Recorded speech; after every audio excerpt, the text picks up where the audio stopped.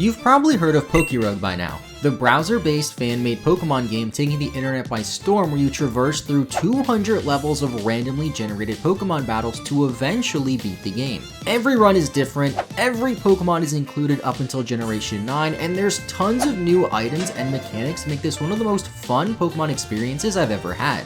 Outside of some people talking about this game on Twitter, I went into this not really knowing what to expect. I assumed that it would be similar to Emerald Rogue, but it's quite different than that, and I heard that this game gets really hard at around level 140 or so, and I wanted to see just how far I can make it as a pro Pokemon player.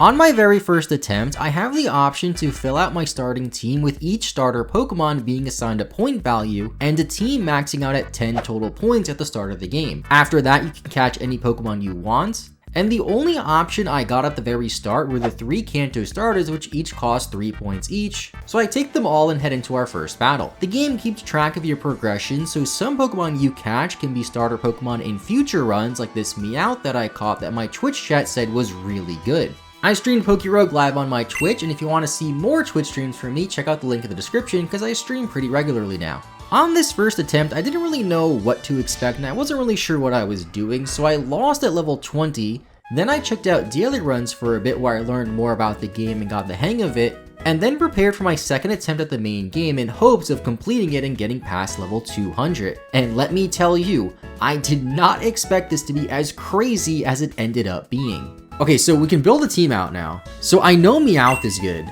so I think I'm gonna pick Meowth as my lead. I think I'm gonna go Meowth, Charmander, Squirtle.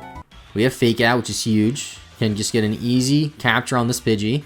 Meowth was fantastic in the early levels, and I focused on using it and getting Pokeballs to build out our team. Having a diverse team is very important since you don't know what the game is going to throw at you. Every 10 levels has a different theme. Like, for example, you might go to the Ocean biome, which has mostly water types, or the Ice biome, which has mostly ice types. So having at least one Pokemon that can cover every type is very important. At some points, I also opt for healing items at the end of each battle as our reward, with the top row of items here costing you money that you get at the end of each battle, and the bottom row being free, but once you take one free item, you can't get any more items until after the next level, so you have to manage your resources really well. Pokemon can also have multiple held items, making things like citrus berries really good, and there's some other exclusive items we'll find later on. You even have a rival named Ivy that you usually face at the end of every level that ends with a 5, but this time she crashes the party on level 8. She has a random starter Pokemon, in our case just a Squirtle, which Meowth takes care of in 2 shakes of a lamb's tail. Shortly after that, at level 21, we get our first Master Ball item, which are the rarest items in the game. Oh, so I guess that means if I hit a Master Ball item and I re-roll, I will get a Master Ball item again. You can re-roll items after each level if you don't really want to get any of those items, but it does cost money, and having the ability to lock a Master Ball item to ensure the next reroll is a Master Ball is pretty good. I plan on saving this for later on to help us get a better item then, since we don't really need anything now at the moment. Meowth was smooth sailing in the early game for the most part, and eventually we find a Pokemon that will be good until the very end of the game in Flamigo.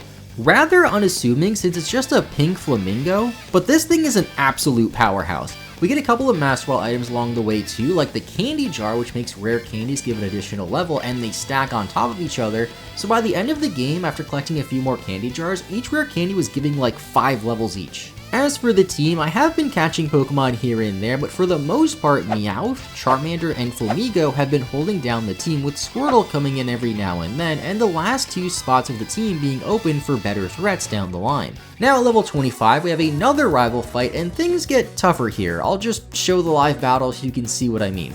Leads with the Wartortle. Wartortle honor battle, although hers is a higher level and has full HP. We're faster though. Oh, we get the flinch. Huge. Although hers is just straight up stronger than mine. Yeah, like hers did way more damage. Okay, now we go to Meowth. Fake Out. Into Payday. Switches out. Okay. Flame Charge. Still get the knockout. Level up a lot. Into Alomomola. Ooh.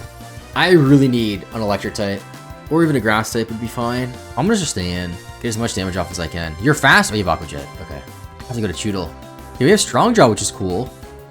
I mean, maybe I could get a flinch. My attack falls. That's fine. Just don't have a healing move. Aqua Ring. Okay, that's like the worst healing move, but still a healing move. I'm gonna go to Charmander just to, like, let it die, honestly. Or get a little bit of damage off, maybe? Dragon Breath? Don't know if that was the correct play. But I did it anyway. Now back to Choodle. To Bites. Okay, wait, this is actually really bad. Okay, I need you to not get full parried here, Flamigo. Great. Now, can you take out the final Pokemon here? War Turtle. Okay, you have 1 HP. We're fine. A little close. But now I need revives. That was the first hard fight of the run, and we could have easily lost that. Our first run lost at around the same point too, and at least now we have enough money to restore our entire team, get a second candy jar, and clear through level 30, where we have another boss in Crasher Wake that Flamigo just sweeps like Nikola Jokic likes to do to the Lakers. One of the rewards we get is an egg voucher we can use to get some eggs that hatch later on, to get more starter Pokemon or just Pokemon with better IVs or better moves for later runs. They don't help now, but they're definitely needed in the future, since whenever you catch a Pokemon in the game, the Pokemon with the best IVs or best moves ends up being saved, so hypothetically if you get a perfect IV starter Pokemon, that same starter Pokemon will have perfect IVs for future runs as well. Shortly after, Charmander and Squirtle evolved, and another pivotal Pokemon is encountered in Duraludon at level 33. It seems pretty early to find a Pokemon like this, and it's an absolute powerhouse that we can end up evolving later on if we're lucky enough to get a metal alloy dropped in a fight. If you have a Pokemon like Duraludon which evolves with an item like the metal alloy on your team, then at the end of each battle you have a chance of having one dropped. This is pretty nice, so you don't have to worry about useless items dropping that you don't need, although these evolution items can be pretty rare. At level 40, we just obliterate this boss Machamp. I wanted to catch it, but just killed it too easily. Hatch our eggs and get nothing this time, then evolve Meowth into Persian at floor level 41.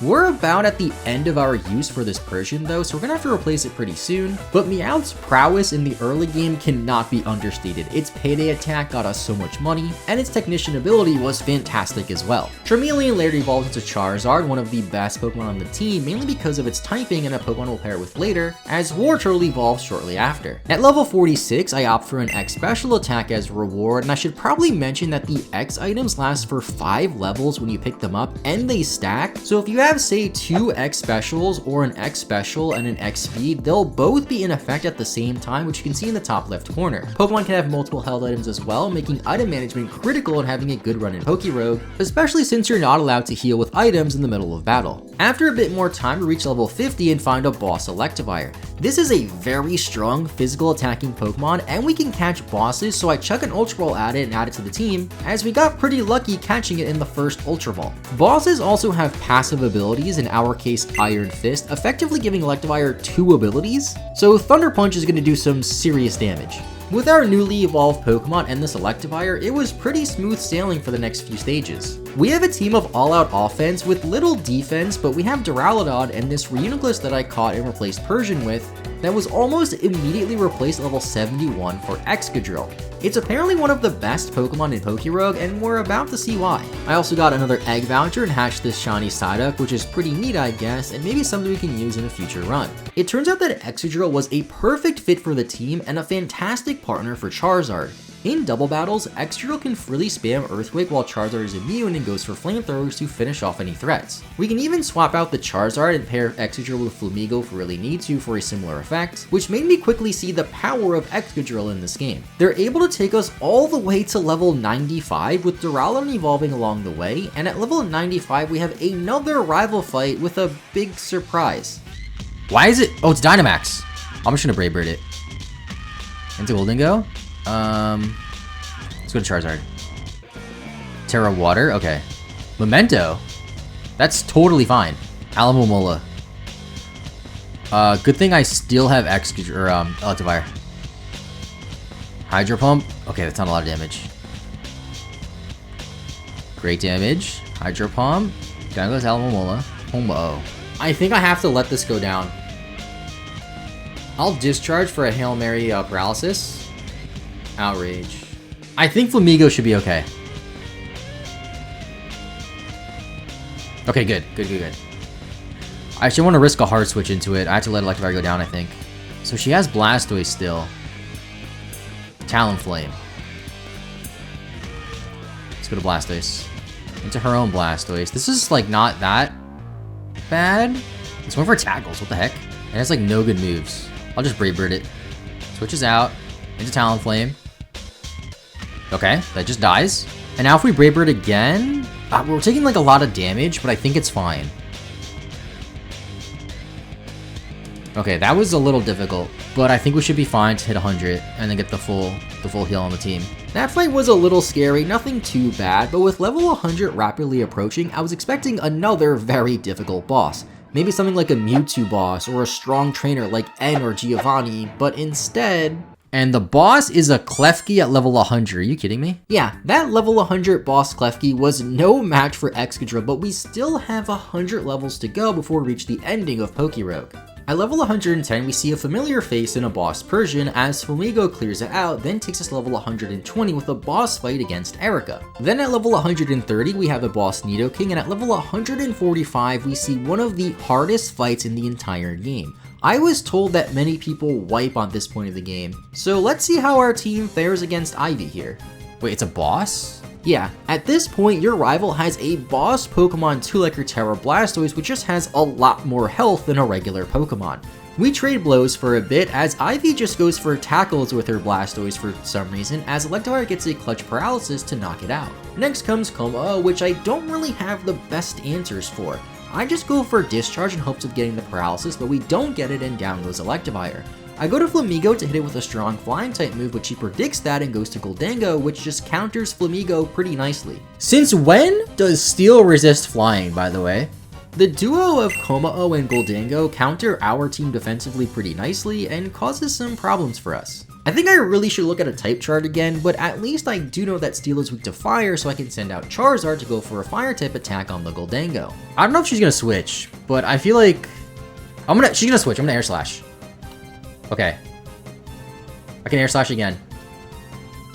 Cool. I thought she might go to Como there. That worked out pretty well for Alomomola, and then she sends out this. Oh crap, dude. We have Dragon Breath on Charizard to do okay damage to Rayquaza as she outrages and gets a heal from one of her berries. Charizard then falls, so I go to Excadrill to try to Rock Slide it, but she foolishly goes to Talonflame instead, which just takes the Rock Slide and falls. We caught a break there getting a free knockout, but we're still going to need another break to get through this boss Rayquaza. Rock Slide does only 1 bar of damage to it as we tank a hit and then land another Rock Slide and thankfully knock it out. That was a bit easier than I expected it to be. Then on Como, which turned out to be the real big threat of her team, I just go to Blastoise to tank hits and get chip damage off, and miss the first Aqua Tail, but at least we take a hit and then get the Torrent boost on the second Aqua Tail, which we land before falling. Blastoise, I'm gonna really need you to stop missing Aqua Tails. I go to Flamigo next, but she switches to Goldango, probably should have just expected that, so I go right to Excadrill.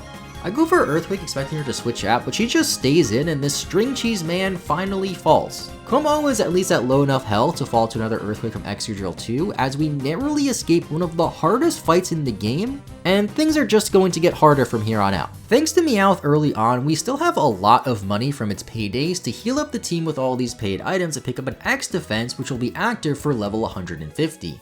At level 150, we have a boss gym leader, and it's none other than the Vaultin Veluza himself, Kofu. We still have Electivire in the lead, and we're getting pretty lucky with these type matchups, as our lead Pokemon is often super effective against the boss, and each type theme is usually something we take advantage of. Kofu's Golduck somehow lives a Thunder Punch from Electivire though, but at least it misses Hydro Pump as he then switches to your mother, I mean a Wailord. They're about the same size, but unlike your mother, this Wailord takes a Thunder Punch. It gets paralyzed as he switches to Azumarill, which falls to 2 Thunder Punches. The Vaultin Veluza then goes down to a couple of Thunder Punches, and his Terra Wugtrio goes for a Dig, so I just go to Flamigo to be immune to Dig and go for Brave Bird. That knocks out the Wugtrio, then he goes to Pelipper, which falls to a second Brave Bird, and I'm not sure why he switched, but so far my strategy of go for Brave Bird and do big damage cleans up the rest of Kofu's team.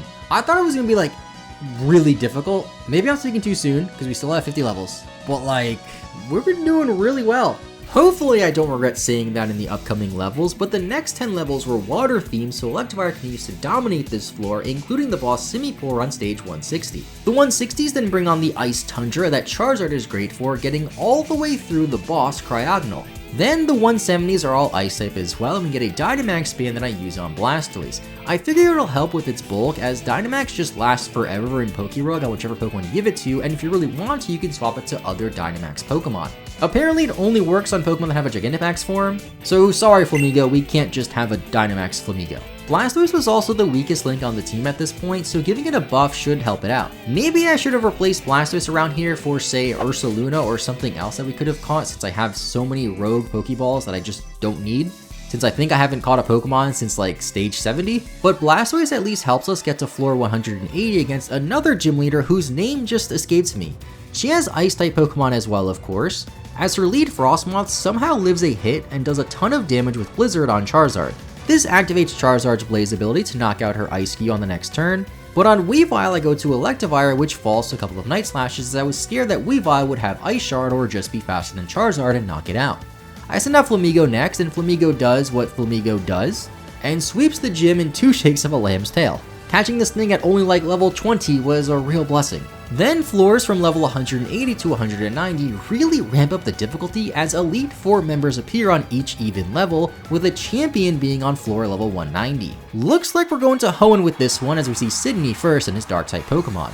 Luckily, right before Sydney, we get another Soul Dew, a busted item in PokeRogue that basically increases the stat that gets boosted by Pokemon Nature by 10%, so in our case, our Adamant Excadrill gets another 10% boost to attack. Thankfully, we still have Electivire, which just dominated that fight, but against Phoebe, we don't match up as nicely against her Ghost-type Pokemon. She leads with a Terra Aegislash on our Charizard, which we can 2-shot with Flamethrower. Then on Chandelure, we go to our Gigantamax Blastoise and miss an Aqua Tail as she goes to Dragapult. I just go for Bites on her Dragapult as it's a Ghost type and weak to Dark, as the AI goes for Last Resort and fails a few turns before going for one Dragon Rush and then falling. Kinda got bailed out by weird AI there, but on Banette I go for Bite before falling, then send out Excadrill to finish off Banette, then miss 2 Rock Slides in a row on her Chandelure and fall. For some reason I was thinking that Chandelure had Levitate when it doesn't, and I probably should have Earthquaked, but oh well. That was a really bad sequence, but at least Electivire can save the day again by taking out Chandelure and then get good damage off on the Sableye before falling.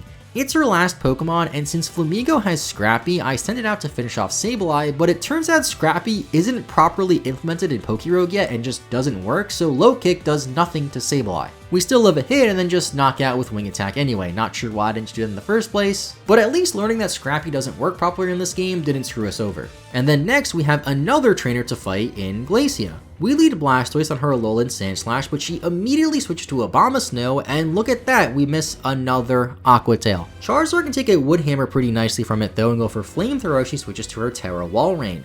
I switch to Electivire and miss the knockout on Low Kick as she misses a Sheer Cold. Then for some reason I Thunder Punch it of Low Kicking and she lives. I really should have went for Low Kick there, but we take another hit and knock out on the next turn. On her Frostlash, he knocks out Electivire with Blizzard, so I go to Charizard to knock out Frostlash, then also knock out her Glalie and finish off both of her Alolan Sandslashes and her Abomasnow with Flamethrower, showing the true power of Charizard. Now we have Drake on level 188, and we have no Ice-type Pokemon, no Fairy-type Pokemon, and no Ice or Fairy-type moves even, so this should be interesting.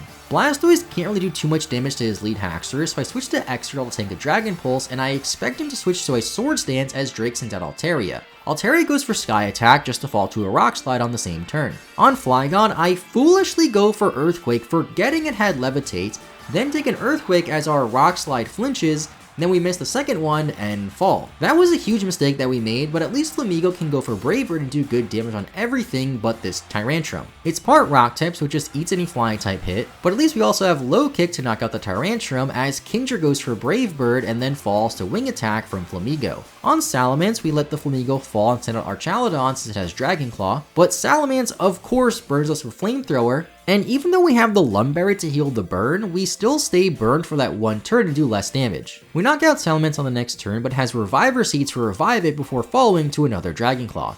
I never got to see a Reviver Seed in my run, but having a free revive that just activates in battle when you can have multiple held items seems very strong. He goes back to Flygon to finish off our Archaludon as we go to Charizard to Dragon Breath it and miss the knockout again. I just Dragon Breath again as he switches for some reason, which just lets Charizard sweep the rest of his Pokemon with Dragon Breath. Now, on floor 190, we have just 10 levels to go, but first we have to fight the Hoenn champion Steven and his Steel-type Pokemon. He leads with not a Steel-type Pokemon though, and leads with a Terra Psychic Braviary, which I thought was pretty odd, but he immediately just switches to Carbink as we go for Flamethrower with our Charizard. It takes a hit pretty well, so go to Blastoise to take it out with 2 Aqua Tails. He then goes back to Braviary, so we bite for decent damage, then switch to our Chaladon to finish off the Braviary. We have Stamina, so our defense gets boosted when we get hit with a physical attack as well. Then he sends out his Terra Steel Dialga. Not much we can do against this Dialga, so I spam Breaking Swipe to at least lower its attack stat. I notice that his Dialga has Earth Power, so I go to Charizard to be immune to it, but for some reason Steven Dragon Claws instead, and then switches to Aggron, which lives 2 Flamethrowers and knocks out Charizard. Losing our Fire type on a Steel type boss feels really bad, but at least Flamigo can knock out the Metagross with a couple of low kicks. Then on Skarmory, I send out Electivire and Discharge as he switches to Dialga to tank the hit. Luckily we live in Earth Power and get a low kick off for damage, but Dialga then takes out Electivire. I send out Excadrill next to Earthquake as he goes to Skarmory to be immune to it and tank a Rock Slide. Next I send out Blastoise just to die, so we get an easy switch to Flamigo and go for Detect to scat out what the Skarmory wants to do. He stays in, so I Brave Bird, then fall to a Wing Attack. It's a 2-on-3, which doesn't really look too great for us, so I send out Excadrill, which thankfully lands a Rock Slide and knocks out Skarmory, and then Earthquake was enough for Dialga. Then on his last Pokemon, Aggron, it's 4 times weak to Earthquake and already at pretty low health, so Excadrill finishes it off in a battle that was much closer than it probably should have been. After Steven in the 190 floor range, we encounter some Paradox Pokemon, but chat said we weren't allowed to catch them, which was quite unfortunate since I really want to replace this Blastoise with a strong Paradox Pokemon. But we're still able to knock all of them out and make it to floor 195 against Ivy for the final rival fight. So it's just us again. You know, I keep going around and around in my head. There's something to all this, where everyone seems so strange now. You have your dream and I have ambition in mine. I just can't help but feel there's a greater purpose to all of this, to what we're doing, you and I. I think I'm supposed to push you to your limits.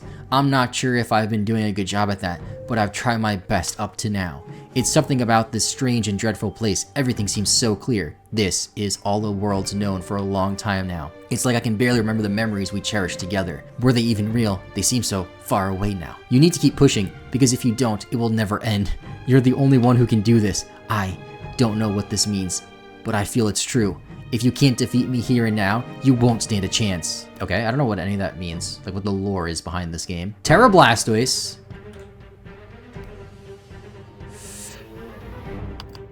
I know it has weak moves. Oh, she switches out into Goldango. Do I stay in? Thunder Punch. Make it rain. Special attack falls. I'm gonna discharge. Into Coma. Oh, give me a para. Give me a para. Okay, I think I need this. I'm gonna go to Flamigo. No! Okay, she's gonna go to Goldango. She's gonna go to Goldango. Perfect. Flamethrower. Alamomola. I'll go to my own Blastoise. Do I Shell Smash? What if I... Hold on, chat. What if I mess around and Shell Smash here? And then what if I mess around and Shell Smash again?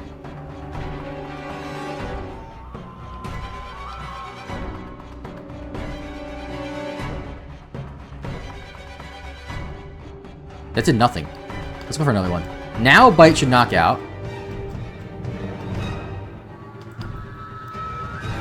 Perfect. I have the X accuracy active too. Not enough damage. Okay, it's fine. It's so weak. Charizard Air Slash can kill it. Switches out into Blastoise. Electivire. Water Gun. Thunder Punch. No! Para, yes! You can't touch our Chaladon. My defense is gonna get increased. I'm gonna go for Dragon Claw. Into Goldango, that's fine. Breaking Swipe, lower your attack. I don't know if that's good. Dragon Claw again. We go to Excadrill and we ball. We ball, we ball, we ball. You're gonna switch out, I'm gonna Swords Dance. Talonflame, don't be faster than me. Rock Slide, land. Quick attack's fine. Let's go, let's go, let's go. Blastoise. Defense rose. Doesn't matter. Still kills. Excadrill too strong. Rayquaza. Okay. Rock Slide. Oh no. Scary Face, that's fine. Attack Rose.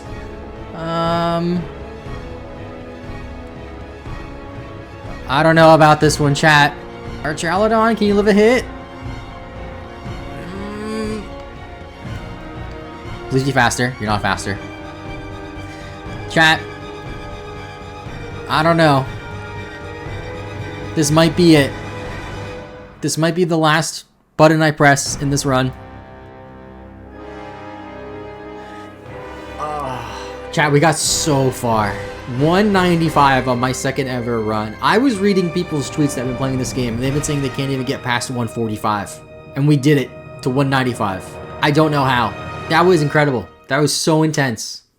Either way, that was still really fun, and I plan on playing PokeRogue more in the future, perhaps live on my Twitch channel again, linked in the description. I plan on streaming a lot more on Twitch anyway, and turning the gameplay from the stream into videos like this one, so be sure to watch live over there to get a behind the scenes look.